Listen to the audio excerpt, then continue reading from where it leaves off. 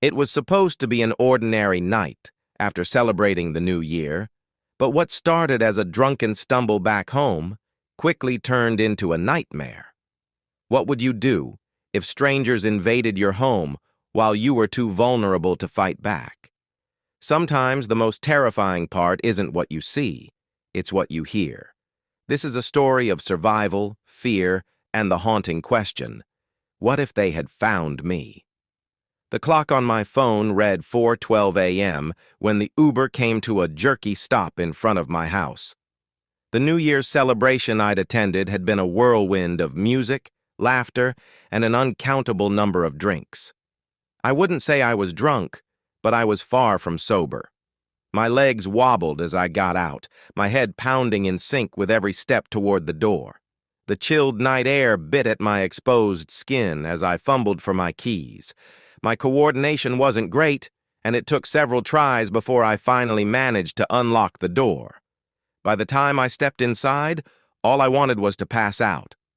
My coat, shoes, and bag landed in a careless pile on the floor. Grabbing a bottle of water from the counter, I downed 2 ibuprofen before collapsing onto the couch. I lay there staring at the ceiling, my mind in a fog. The headache refused to let me drift off, but my body was too heavy to move.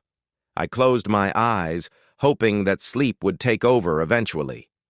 Then it came, the sound of the doorbell. It rang once, then again, and again in rapid succession. I groaned, covering my face with my arm.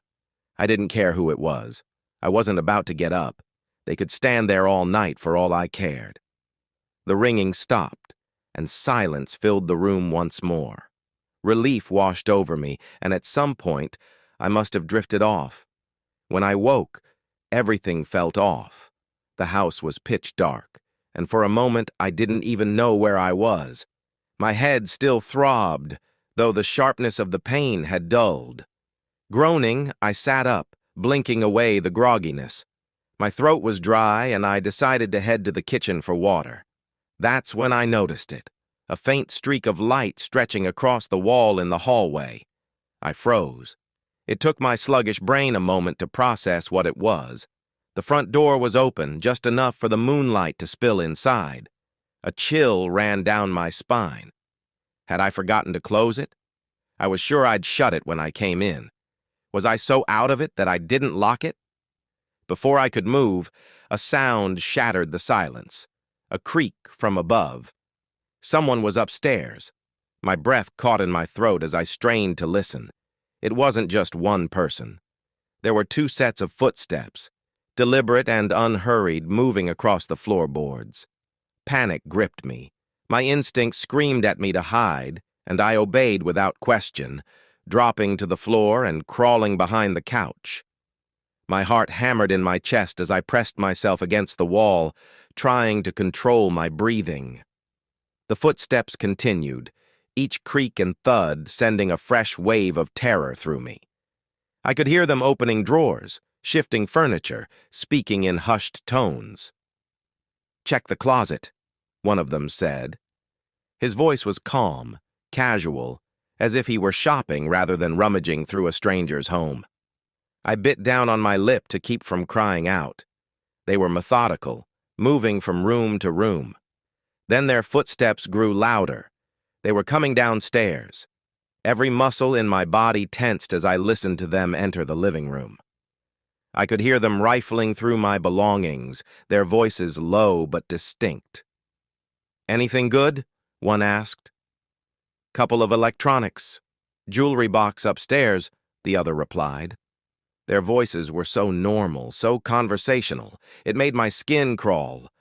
Then one of them moved closer to the couch. His footsteps were slow, deliberate. I held my breath, my entire body trembling as his shadow loomed over me. He leaned forward, his head just barely visible above the edge of the couch. I squeezed my eyes shut, willing myself to become invisible. Somehow, he didn't see me. He straightened up and moved on to another part of the room. It felt like an eternity before they finally left. I waited, listening intently as the front door opened and shut, followed by the sound of their footsteps fading into the distance. Only then did I dare to move. My hands were shaking so badly that it took me several tries to unlock my phone and call the police.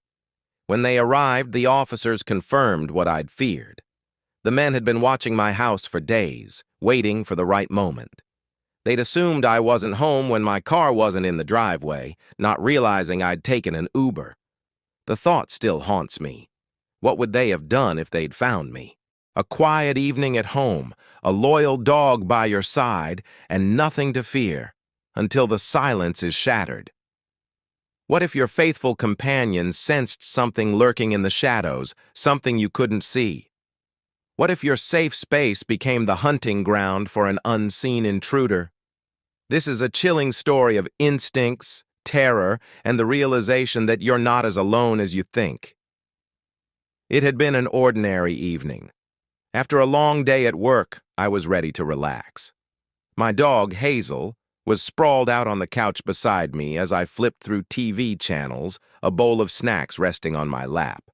Sometime around 9 p.m., Hazel got up and padded over to the back door.